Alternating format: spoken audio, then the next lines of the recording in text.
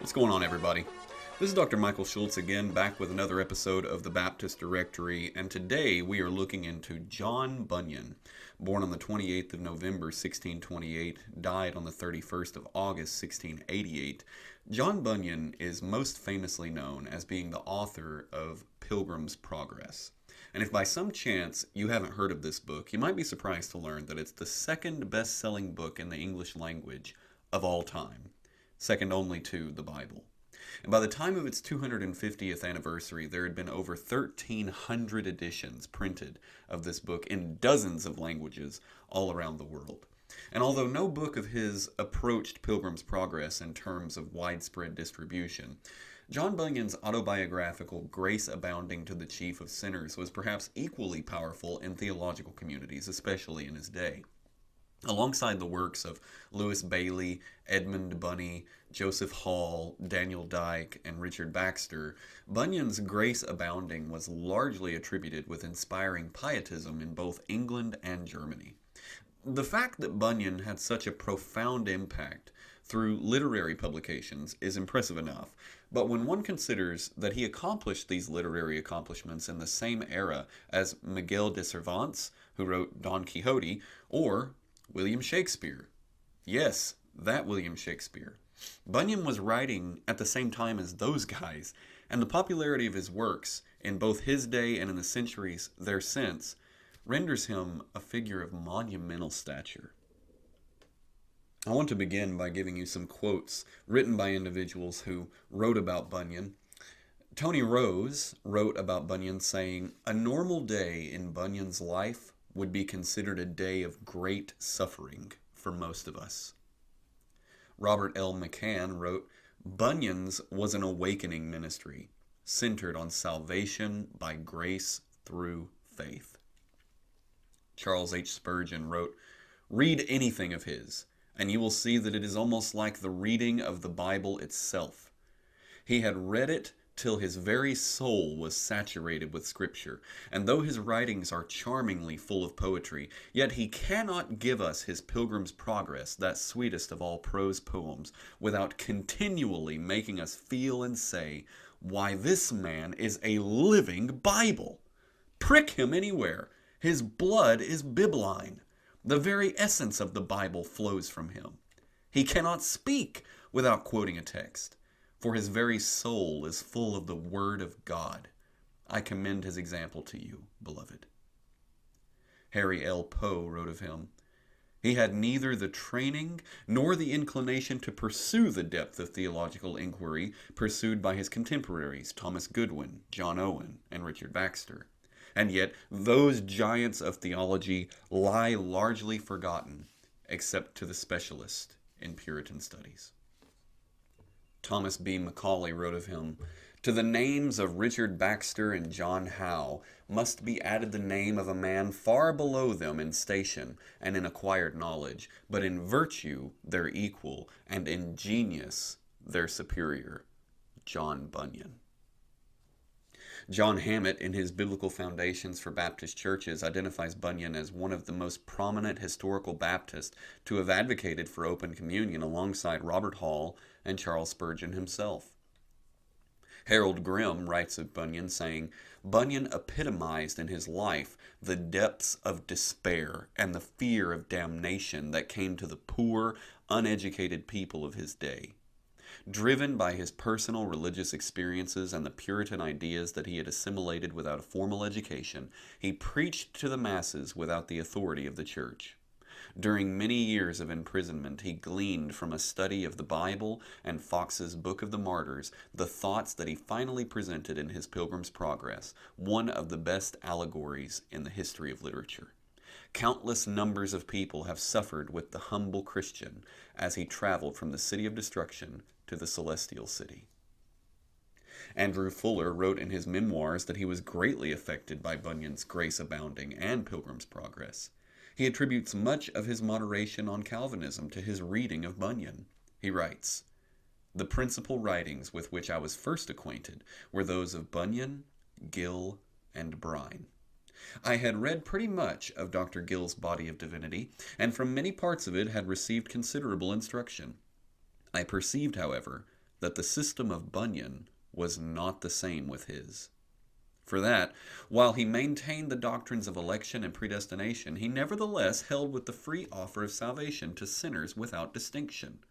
These were things which I then could not reconcile, and therefore supposed that Bunyan, though a great and good man, was not so clear in his views of the doctrines of the gospel as the writers who succeeded him. I found indeed the same things in all the old writers of the 16th and 17th centuries that came in my way. They all dealt, as Bunyan did, in free invitations to sinners to come to Christ and be saved, the consistency of which with personal election I could not understand. Henry Clay Vader, that great Baptist historian, wrote of him, "The typical Baptist preacher of the time was John Bunyan, a man of the common people, a tinker by trade, one who knew little literature but his English Bible, but who knew that from lid to lid, as few know it these days. Pilgrim's Progress, Holy War, and Grace Abounding are a trio not to be matched in the history of Christianity." So who was he? John Bunyan was born to Thomas and Margaret Bentley Bunyan on the 28th of November, 1628, in an area now known as Bunyan's End in Elstow, Bedfordshire, a small village about 50 miles north of London. Most of his upbringing was spent in these agricultural areas of what is in England called the Midlands. His ancestors had been somewhat wealthy landowners, but by the time he was born, his family was rather poor. He described his family as being a low and inconsiderable generation, my father's house being of that rank which is meanest and most despised of all the families in the land. His childhood was spent amongst what one author called a multitude of poor plowmen's children. His family's misfortunes were no reflection of any action of their own.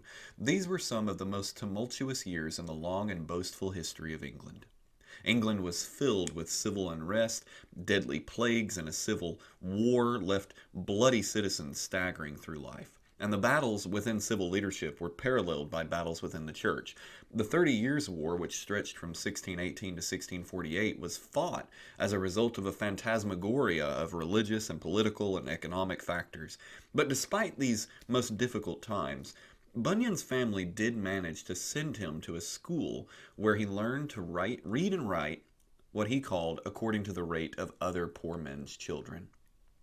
He was less than impressed with himself when reflecting on his childhood. He wrote of his childhood saying, "It was my delight to be taken captive by the devil to do his will. From a child I had few equals both for cursing, swearing, lying, and blaspheming the holy name of God. So rooted and settled was I in these things, they became second nature to me." And that's probably true because later in life there's an account of a churchwoman, an elderly churchwoman, reprimanding him for his foul language. And it was so embarrassing that he gave it up, and the whole community was surprised that he was not using foul language anymore. She said that he was polluting the children. By all accounts, he was a wild, irreligious youth, more fond of sports than of church. But no matter how thorough and constant his claims of being a sinful youth, when specific claims were charged against him, such as one man who charged him with being unchaste in his youth, he adamantly denied it, indicating that he may not have been as wicked as he sometimes let on. Now in 1636, when Bunyan was 8 years old, a bubonic plague broke out in London and Westminster and the surrounding areas, and over 10,000 people died, which at the time composed almost 10% of the population. Now, no members of his family seem to have died in this plague, which led to Bunyan continuing to have a somewhat enjoyable, albeit impoverished, childhood. He frequently attended fairs at Stourbridge near Cambridge, where he gleaned the inspiration for characters in his later work, specifically Vanity Fair in Pilgrim's Progress. And it wasn't until June of 1644, when Bunyan was 16 years old, that tragedy struck. In June of 1644, his mother Margaret died, and the next month, July of 1644, his younger sister, also named Margaret, died. His father would remarry very soon, and the next year, the 17-year-old Bunyan left home to join the Parliamentary Army. The English Civil Wars had recently begun, and Bunyan was mustered to reinforce the garrison at Newport Pagnell under Sir Samuel Luke. He remained there for roughly 2 years, and he saw little contact with any enemies, but that wasn't for lack of danger. In fact, in one particular event, his unit was selected for a particularly unappealing mission, in which they were expected to besiege a certain location. Now, a fellow soldier asked to go in Bunyan's place, and he assented to that, and that individual who took his place was killed in that battle by a musket ball to the head. And this led Bunyan to sometimes wonder if he would have fallen under the same fate had he gone instead. This time in the military, although somewhat uneventful, did introduce him to the vastly more liberal wings of the religious groups of Oliver Cromwell's army, some individuals being a member of the Quaker group, others being members of the Seekers, and others of the Ranters, all of whom questioned the authority of the government in religious environs. And because he was hearing such ideas about religious liberty, he soon became acquainted with Puritan writings. Now, bear in mind, Bunyan was raised Anglican, so he was very much, from his youth, part of the establishment. But in this era, he began reading Puritan sermons, moral dialogues, and perhaps most importantly, John Foxe's Book of the Martyrs. The King James Version, which had been authorized only a few decades earlier in 1611, also became an incomparably integral element of his daily literary diet. Bunyan would be discharged from the military in July of 1647, and sometime between then and 1649 he married a woman whose name has regrettably been lost to history. It's speculated that her name was Mary, since it was customary to name one's firstborn daughter after her mother, and Bunyan's first daughter was named Mary. But in the few accounts of her that do remain, we're told that she was a praying woman of tremendous Christian character, having received a thorough Christian upbringing. Her behavior and beliefs influenced Bunyan from the start. She was as poor, or perhaps even poorer than Bunyan was. He records that when they first married, they came together as poor might be, not having a dish or a spoon betwixt us both. He and his wife began having children very soon after their wedding. It's accepted that they were married by 1649, which is coincidentally the same year that King Charles I was executed as a traitor, and their firstborn child was born in July of 1650. Now, this little girl, Mary, was born blind, and Bunyan had a special love for her throughout his entire life, which is easily reflected in his writings. Over their 9 years of marriage, they would have 3 other children in addition to Mary: Elizabeth, John, and Thomas. As mentioned, his wife was every bit as poor as he was, and in fact, the dowry given to his bride by her father was quite humble, but meaningful and impactful. Her father gave his newlywed daughter 2 books. That was her entire dowry. First was Arthur Dent's Plain Man's Pathway to Heaven, and alongside it was Lewis Bailey's Practice of Piety. Now, Bunyan began reading these books and found them to be compelling in terms of practical application, but he missed entirely the theological and doctrinal backing to it all.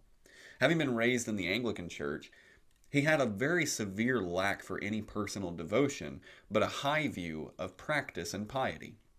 He sometimes wrote of the frequent dreams that he would have as a child of the day of judgment that really terrified him. And when he was a kid, he responded to those fears by diving further into lust and vices. But as an adult, as he began to read Christian literature, as well as seeing the devotion of his wife, he became convinced that pious religiousness was the way to salvation. And despite having his own self no personal relationship with God, he began working and living as if he was a Christian anyway. He wrote at one point that he became superstitious in his adoration and devotion to the high place, the priest, the clerk, the vestment, the service, and all else belonging to the church. And during this time, he also became infatuated with the possibility of his being a member of the 12 tribes of Israel. And this led him only to be brought into a notable depression when his father informed him that their family had no Jewish ancestry whatsoever.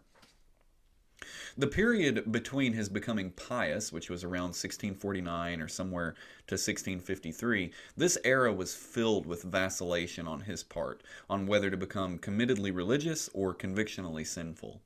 He wrote at one point that at some time into his pious practices he felt his heart sink into despair, and he concluded that it was too late. He writes, "I therefore resolved in my mind that I would go on in sin.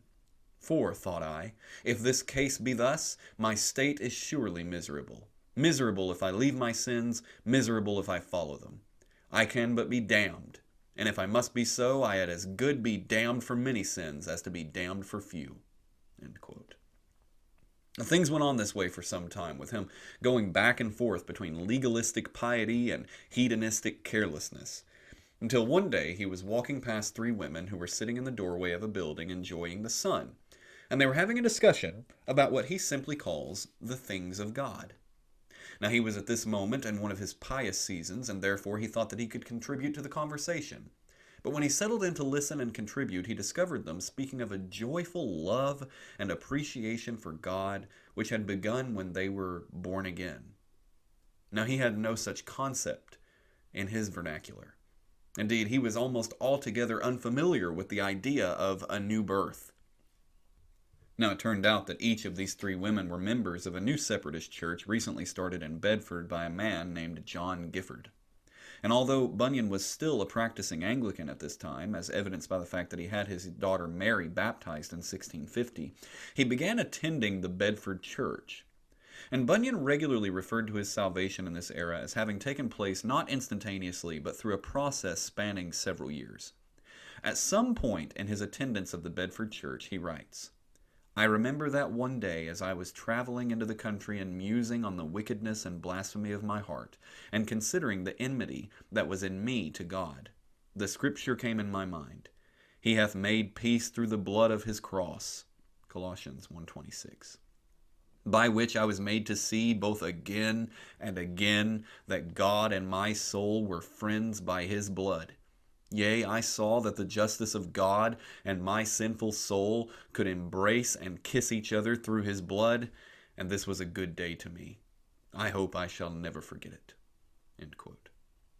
He would join the Bedford Church in 1653, being baptized by immersion in the Ouse River by Gifford, who practiced and preached credo baptism. However, it's not obvious that Bunyan was a convinced credo Baptist at this time, as Gifford and Bedford Church both accepted individuals who had been baptized as infants into the fellowship without the requirement of rebaptism. Gifford himself admonished his church not to exclude anyone from membership on the basis of what he called baptisms, laying on of hands, anointing with oils, psalms, or any other externals. And this perspective was largely due to the recent and ongoing disintegration of Puritanism that we'll talk about later. But in any case, Bunyan was rebaptized and even refers to himself in his posthumously published Heavenly Footman as being an Anabaptist. Taking advantage of Gifford's accommodation of both traditions, Bunyan had his second daughter, Elizabeth, baptized into the parish church upon her birth in 1654. So his uniqueness on ecclesiastical matters would continue throughout his life, but despite this seeming incongruity on the issue of baptism, Bunyan was soon made a deacon at the Bedford Church. Around 1655, John Gifford was called to become the rector of St. John's Parish during the Oliver Cromwell administration. The Bedford Church formally received John Burton as Gifford's replacement, but Bunyan soon began preaching at the invitation of the church and quickly won their favor over Reverend Burton. Over the next 5 years, Bunyan would preach frequently as a lay elder at the Bedford Church. Now, early in his ministry, reports are that he emphasized condemnation in his sermons, and some have speculated that this was due to his own personal religious experience being one in which he constantly felt a guilty conscience. Beyond simply feeling guilty and preaching regularly on the guilt of man, he became embroiled in theological controversy very early on. 1 year into his time as a lay minister, he began publishing, with his 1656 Some Gospel Truths Opened. And this attacked the Quaker doctrine of inner light, which he had become exposed to while in the army. He believed that this doctrine of inner light was contrary to the doctrine of the incarnation and atonement of Christ, that it weakened the historical activity of Jesus, and that it spiritualized Christ right out of reality. So he therefore claimed that it undermined or denied the very gospel itself. Edward Burrough, who was an advocate of the inner light doctrine, responded that same year with, "The true faith of the gospel peace contended for in the spirit of weakness." Bunyan would respond again in 1657 with "A Vindication of Gospel Truths Opened," to which Burrough would again respond the same year with "Truth, the strongest of all." And for one reason or another, Bunyan didn't respond to this final pamphlet, but remained critical of Quakerism throughout his life, variously charging them with denying the blood atonement, the ascension, the bodily resurrection, the second coming, and the intercession of Christ. Despite it being very unlikely that Bunyan had ever read it, he channeled many of the same points that Anselm had argued for in his Credeus Homo, by emphasizing that the incarnation was necessary for salvation, and that any denial of the physical humanity of the Son of the Virgin Mary, as he called him, was a denial of the gospel. In Bunyan's eyes, salvation depended on both the frail humanity of Jesus, just as much as the miraculously powerful divinity of Christ. In 1658, Bunyan's first wife died, and having 4 children and 1 daughter entirely blind, he quickly sought to remarry, wedding an 18-year-old named Elizabeth in 1659. And it was this same year that he would publish his most thorough theological text entitled The Doctrine of the Law and Grace Unfolded, which outlines the covenantal understanding of the atonement and justification. While continuing to grow in theological depth, Bunyan continued preaching on occasion at Bedford until, in 1660, he was imprisoned for doing so. Now, this imprisonment has a whole backstory of its own, and I want to briefly try to give some of that story. King Charles II had just been restored to the throne in the aftermath of the death of Oliver Cromwell, and he undertook to establish, again, some of the previously enacted laws, acts, and codes put in place prior to 1649, when the English Civil War had brought the nation into what's called the interregnum period under Cromwell. And one of his first actions, that is King Charles II, was to reinforce the Elizabethan Conventicle Act, which required attendance of an Anglican church, subject to fines or imprisonment for failure. And it also prohibited worship in churches of dissenting natures. And it was under this Conventicle Act that Bunyan was arrested and sentenced to 6 years in prison. Now, why people didn't do anything about this at the time is also a topic for longer discussion. See, Baptists of the mid-17th century had garnered a great deal of personal disdain from the culture around them in England because some Baptists had associated themselves with a movement called the Fifth Monarchy Movement. And this group was an apocalyptic sect preaching the establishment of a theocratic-esque government that would usher in the return of Christ. And of course, this carried with it the dissolution of all present government structures and the upending of all cultural norms. One leader, who would turn out to be their last leader, Thomas Venner, attempted a coup in London to overthrow Cromwell in 1657. When he failed to do so, he would again in 1661 attempt to overthrow the newly restored King Charles II in an uprising that lasted 4 days and resulted in his and his constituency's capture and execution. Now, while most Baptists in England had opposed the Fifth Monarchy movement, there were some Baptists who affirmed and participated in it. And British people, growing tired of ongoing strife, became disillusioned with the Baptists because of this association, and therefore supported whatever restrictions the government sought to place on them, whether economic or religious. And they considered Baptists to be anti-nationalistic, politically dangerous, religiously foreign, and they were considered a sect that needed to be regulated or perhaps even extinguished. So a warrant for his arrest was publicized, and on the 12th of November 1660, Bunyan attended a court session at Lower Samsel in South Bedfordshire, where he was tried and convicted under the Conventicle Act. His sentence began in January 1661. And although he was sentenced to 6 years, it was transparently communicated that he would be allowed to go free if he would simply sign a statement saying that he would no longer preach without the Anglican Church's authorization. Now, certainly this was a difficult decision to make for Bunyan because he was a single year into a marriage with a teenage wife who was now pregnant, by the way, in addition to having 4 other children, one of whom was blind. And this family would be left without any income whatsoever as he was in prison.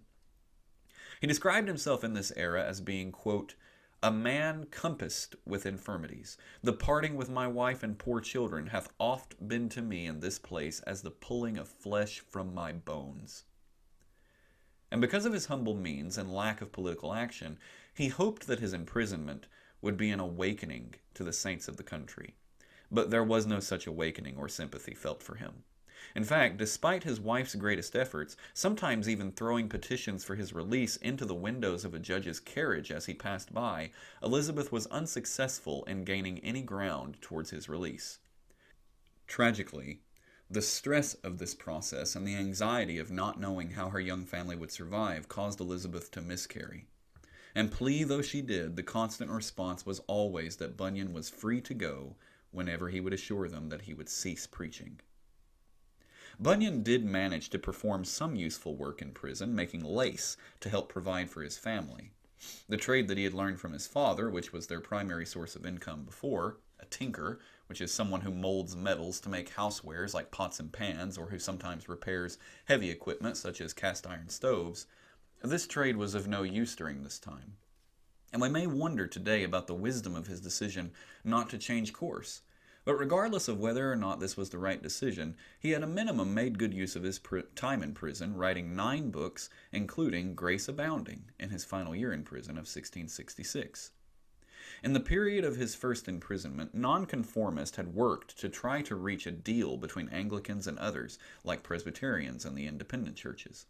The Savoy Declaration of 1658 had sparked hope, but the Savoy Conference of 1661 failed due to the Anglican Church's refusal to accommodate any divergence from their own prayer book. And as a result of Anglican dominance, several acts, broadly referred to as the Clarendon Code, went into effect, with each successive code being more restrictive on religious expression than the last. This code was composed of 4 specific acts. The 1661 Corporation Act, which prohibited nonconformists from public office. The 1662 Act of Uniformity, which forced nonconformists out of schools and church leadership positions. The 1664 Conventicle Act, which reinstated for 3 additional years the Elizabethan Conventicle Act Bunyan had originally been imprisoned under. And the 5 Mile Act of 1665, which forbade non-conforming clergy from living within 5 miles of a parish church or in any city in which a member of Parliament lived. So with all of this, one can only imagine the elation that he and his family must have felt when he was released from prison in 1668, as well as the absolute devastation when he was almost immediately re-imprisoned that same year for again preaching without authorization. And he was again sentenced to 6 more years in prison. Returning to his norm, he recommenced working and writing books. In his final full year of imprisonment, 1671-72, he received considerable freedom and was occasionally allowed to visit out of the jail and even preach at times. And this offered him opportunities to begin engaging with the ideas of others again, which led to his publishing the most noteworthy of his imprisonment era in 1672 when he wrote The Defense of the Doctrine of Justification. This was another refutation text intended to combat the 1671 publication of Edward Fowler entitled The Design of Christianity. In that writing, it endorsed a latitudinarian view that blurred more lines than it revealed in terms of justification. Now, ironically, it was the 1672 Declaration of Indulgence signed by King Charles II that formally freed Bunyan. And this was ironic because Charles had signed it at the behest of William Penn and other Quakers, a group of people that Bunyan had adamantly opposed and publicly antagonized. But due to its origin and his understanding of its intent, which he held to be the destruction of Puritanism, and his refusal to accept that the government had power either to restrict or increase religious expression, he openly opposed the Declaration of Indulgence despite the fact that it freed him from prison. In any case, he was freed by it, and upon his release he was voted to become the pastor of the church at Bedford and began on the 21st of January 1672. He was again arrested in 1674, although this time only for a few months. Within his church, he was adored. It was reported that his congregation rapidly increased, as soon thousands hung upon his words. Money was plentifully contributed to build a meeting house to accommodate the growth. Harry L. Poe described Bunyan in very direct terms, saying, "His willingness to depart from the overwhelming body of popular opinion has made Bunyan difficult to categorize, but without that trait, his genius might never have flourished." And this seems to be a fair description of him, willing to depart from the overwhelming body of popular opinion. We've already mentioned Bunyan's lengthy back-and-forth public spat with the Quakers, personified by Edward Burrough, over their inner light doctrine, and we've just made brief note of his repudiation of the Anglican doctrine of latitudinarianism defined and defended by Edward Fowler. But it may surprise listeners to hear that the greatest conflicts of Bunyan's life came with his fellow Baptist. In fact, while Harry Poe vigorously defends Bunyan as a non-confrontational in nature, there are many who have said that he intentionally stoked conflict. Before diving into the direct conflicts that he had with the other Baptists of his day, there are some historical factors that need to be considered in order to understand the backdrop against which these events occurred. Context, as is frequently the case, is key. First of all, it must be understood that the concept of Baptist was only in this era really coming into any form of recognizability. As my friends and brothers who hold to Baptist secessionism will ably defend, it is an historical fact that there have always been groups and individuals throughout history holding to what we now call credo-baptism, and this is why Bunyan could refer to himself as an Anabaptist, as for the last century or more, advocates of credo-baptism were known as Anabaptists by both Catholics and Protestants. However, the concept of the group we presently identify as Baptist doesn't appear to arise until the late 16th or early 17th century. The difference being, Baptist held to several distinctives such as credo-baptism, the priesthood of the believer, congregational church polity, a recognizable separation between the church and state, and regenerate church membership. These, in addition to standard Orthodox Christian beliefs like Trinitarianism, the sufficiency and authority of the Bible, the doctrines of grace, and etc., don't seem to be held conjunctively until this era at hand. So while it's true that credo-baptism was held throughout the centuries, the distinctives of the group that we know as Baptist were not cohesively held by any group until this time. And that matters because while Bunyan would identify himself as someone advocating for credo-baptism, he starkly differed with the growing group of Baptists in England in his day. He had public conflicts with particular Baptists such as William Kiffin, Henry Danvers, and Thomas Paul immediately upon taking the Bedford Church in 1672. It began when he published a book defending mixed communion, entitled Confession of My Faith and a Reason of My Practice. In this book, he taught that belief in the gospel, rather than baptism, was the door to church membership. And thus, following in the footsteps of Gifford before him, Bunyan preached and affirmed credo-baptism as the biblical mode of baptism, but accepted paedo-baptists into his congregation and welcomed them to participate at every level within the congregation. His public endorsement of mixed communion was repudiated by Kiffin, Danvers, and Paul in a 1673 responsive book entitled Some Serious Reflections. Bunyan argued back with another book in 1673 entitled Differences in Judgment About Water Baptism, No Bar to Communion. Kiffin replied with A Sober Discourse of Right to Church Communion, and Bunyan again responded with a final book, Peaceable Principles and True. The distance between himself and the particular Baptist of London continued widening as he refused to back down on the issue of communion and church membership for non-credo Baptists. And while particular Baptists already had a recognizable rift between themselves and general Baptist across the aisle on the issue of Calvinism, Bunyan found no allies in the general Baptist camp either. In fact, John Dynne, a leading general Baptist, also published a book in 1673 entitled Truth Outweighing Error, Refuting Bunyan's Confession. This brings to the table another conflicting belief that Bunyan held and taught, which was his view of Calvinism. Bunyan, by any stretch, could rightly be identified as a thoroughgoing Calvinist. He certainly affirmed the Calvinist interpretation of the doctrines of election and predestination. However, he seems to have affirmed these doctrines with a sense of regret, as he found them discouraging rather than encouraging. He wrote at times that these doctrines even hindered him.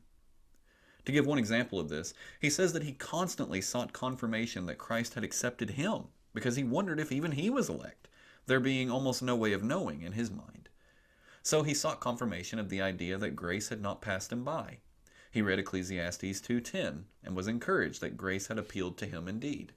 But then he fell into fear that although he might have received an offer of salvation, he might not have been able to believe himself redeemed, as he could never know whether the full number of the elect had already been redeemed when he received that offer, meaning that there would be no room for him in God's elect, even though he responded when God's common grace appealed to him.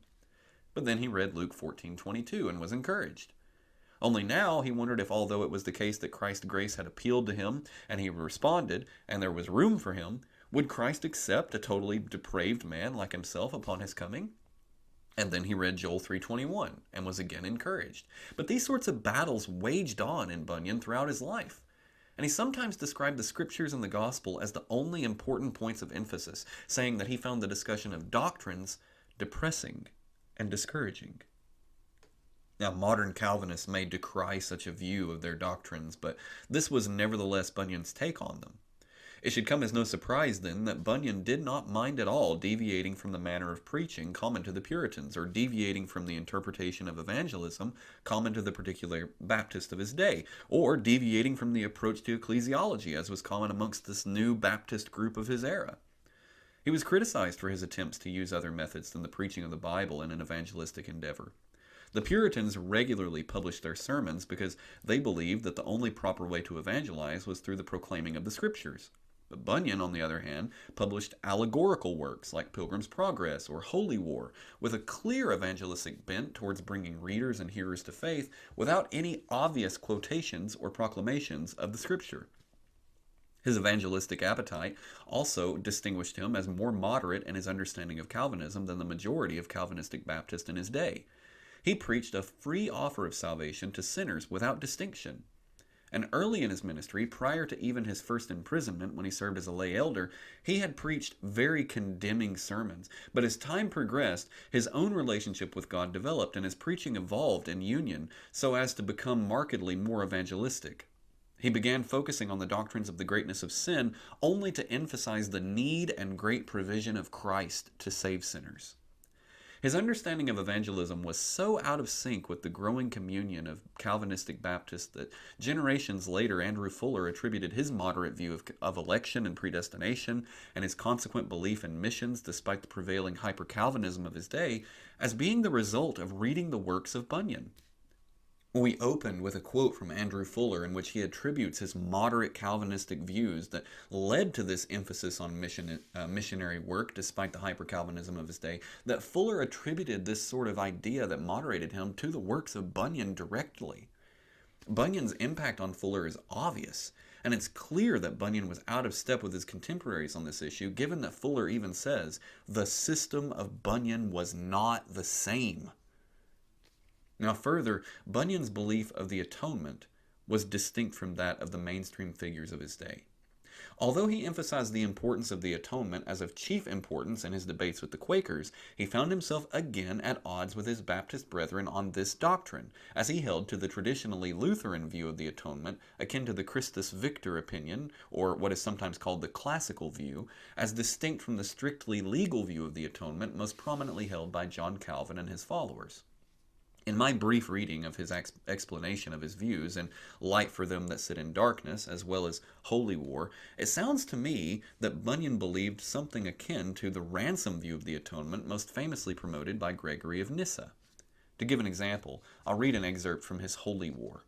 He writes, "Man's soul is mine by right of purchase. I have bought it, O Diabolus. I have bought it to myself. Now, since it was my father's and mine, as I was his heir, and since also I have made it mine by virtue of a great purchase, it followeth that by all lawful right the town of man's soul is mine, and that thou art an usurper, a tyrant, a traitor, in thy holding possession thereof. Now, the cause of my purchasing it was this. Man's soul had trespassed against my father. Now my father had said that in the day that they broke this law, they should die. Now it was more possible for heaven and earth to pass away than for my father to break his word. Wherefore, when man's soul had sinned, indeed by hearkening to thy lie, I put in and became a surety to my father, body for body and soul for soul, that I would make amends for man's soul's transgression, and my father did accept thereof. So when the time appointed was come, I gave body for body, soul for soul, life for life, blood for blood, and so redeemed my beloved man's soul." The prominent idea, as shown in this quote, is that Christ purchased or even redeemed the souls of man from Satan's possession. And this is much closer to the ransom theory of the atonement than the penal substitutionary view of the particular Baptist of his day.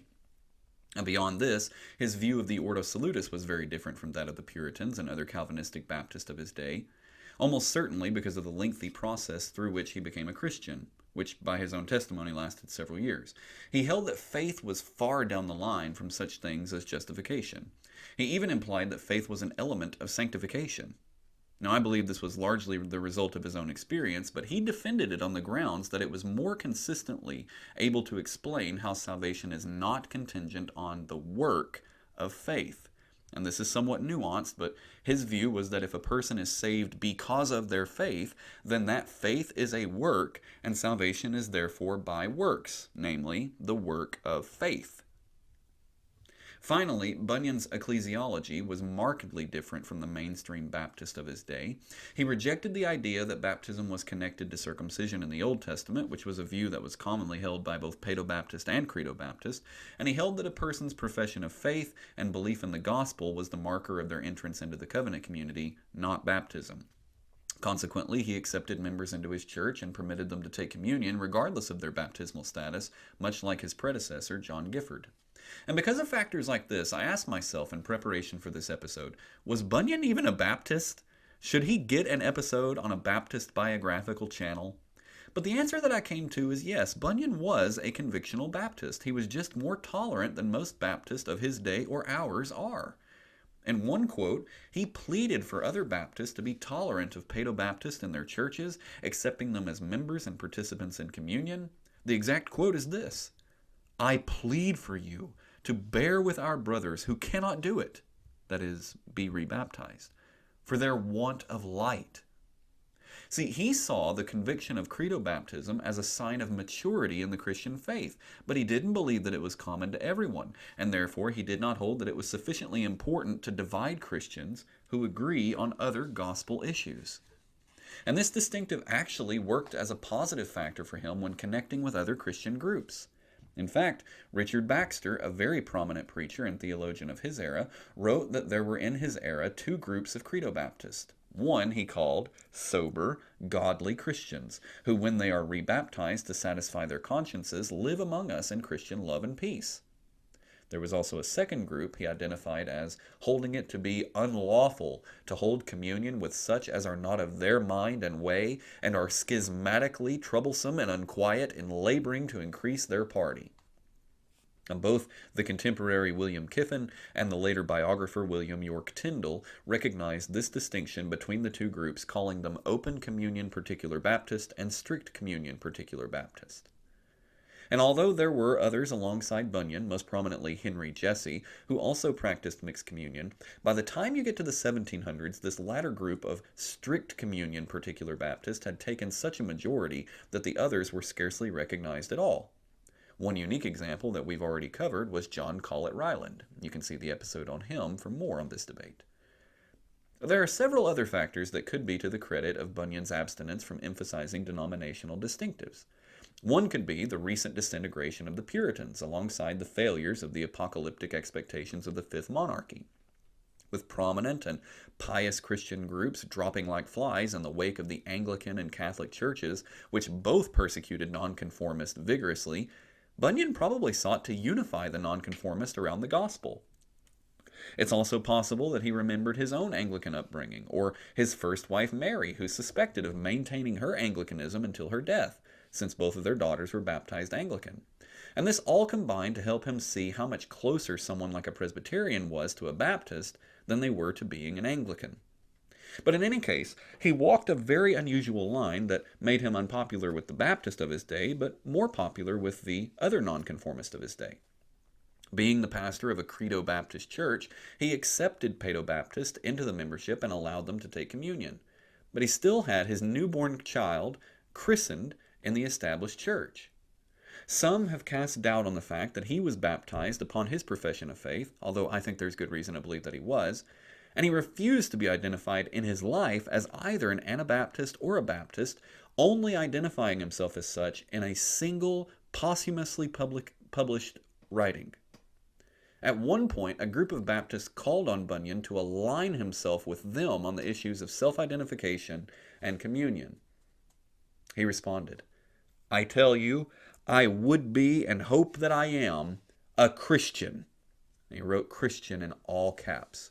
He had no desire to be identified as a Baptist. He wanted simply to be known as a Christian. And perhaps he sought a way of unifying in an ecumenical manner Paedo-Baptist and Credo Baptist together under one title of Christian. Now, with Bunyan having published 60 books, they certainly contain a litany of great quotes, but one that sticks out to me is the hymn of Valiant in Pilgrim's Progress. One could possibly identify Bunyan as a hymn writer just from the number of original hymns that he included in his books, but perhaps the most famous has been what is variously called "To be a Pilgrim," or elsewhere, "He who would be valiant," and elsewhere, "The War Song of Valiant." This hymn was even sung in churches for many years. It has as its original lyrics, "Who would true valor see? Let him come hither. One here will constant be, come wind, come weather. There's no discouragement shall make him once relent his first avowed intent to be a pilgrim. Whoso beset him round with dismal stories do but themselves confound, his strength the more is. No lion can him fright, he'll with a giant fight, but he will have a right to be a pilgrim. Hobgoblin nor foul fiend can daunt his spirit. He knows he at the end shall life inherit. Then fancies fly away. He'll fear not what men say. He'll labor night and day to be a pilgrim." Bunyan sometimes wrote, "All conversion begins at conviction, though not all conviction doth end in conversion." Speaking of his work as a pastor, Bunyan said, "I went myself in chains to preach to them in chains." Of his conversion, he said, "Upon my conversion, I wanted to tell even the cows on the plowed land all about it." He sometimes described evangelism as the primary purpose of preaching. He said, "In my preaching I have really been in pain, and have, as it were, travailed to bring forth children to God. Neither could I be satisfied unless some fruits did appear in my work. If I were fruitless, it mattered not who commended me. But if I were fruitful, I cared not who did condemn." Bunyan's late ministry was fruitful as he led his church to evangelize Bedford and worked cooperatively with other nonconformist churches of the area, making himself a rather popular preacher of the time despite his doctrinal differences with the Baptist of his day. He was offered municipal office more than once, which was quite odd for someone of a Credo Baptist conviction in England during this era. In fact, one of the last acts of his life was to decline an interview, having been invited by an agent of the government who requested an audience with him. In August of 1688, John Bunyan made his way from Reading, Berkshire, to Snow Hill in London. He intended to visit and stay with his friend John Strudwick, who was a grocer, and he was also to preach while in the city. While in transit, he was caught in a heavy rainstorm. At the age of 60, he came down with a fever, succumbing to it in death in Strudwick's home on the morning of the 31st of August, 1688. He was buried in a grave belonging to Strudwick in Bunhill Fields burial ground, which was London's cemetery for nonconformists. The literature tracing the life and works of John Bunyan is legion, with at least a half a dozen biographies and repeated publications of his works. The first biography of him was not written until well over a century after his death, however. It was by Joseph Ivamy, and was published in 1809 under the title The Life of Mr. John Bunyan. His complete works were compiled by George Ofer and published in 3 volumes between 1853 and 1855. These can be purchased today in fresh hardback editions from Banner of Truth. And yet, there is certainly a place for additional writings on Bunyan. While in the 1990s a recovery of appreciation for Puritans and early Baptists brought Bunyan back into the limelight, his lackadaisical approach to doctrinal distinctives has led many to disregard him as less important than previous generations considered him. Let me give a few examples of the degradation of his legacy, so as to stoke in listeners an offense that I hope will lead you to further writing on Bunyan. In 1990, Timothy George and David Dockery edited a book entitled Baptist Theologians, which contained articles from leading Baptist scholars of the era on historical Baptists of major influence. John Bunyan was the first person listed in the book. However, a second edition of the book was published in 2001 under a new title, Theologians of the Baptist Tradition. Some new names appeared and some old names were gone. Most of the changes were explained. George and Dockery felt the need to explain why they had removed Eric Rust, Dale Moody, and Clark H. Pinnock. but there is not a single word about why John Bunyan was removed.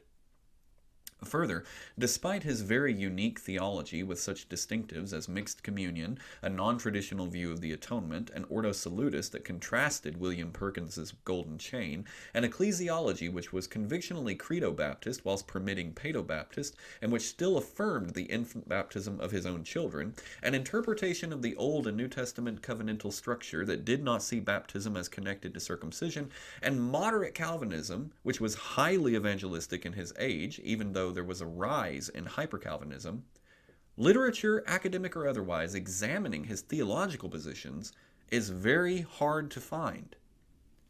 Suffice it to say, if I were a THM or PhD candidate looking for a Baptist figure whose theology I could write about, Bunyan would be on my list, because it is not obvious that it's ever been done before. Thanks for listening to the Baptist Directory. Again, I'm Dr. Michael Schultz, and I'll see you guys next time. Bye.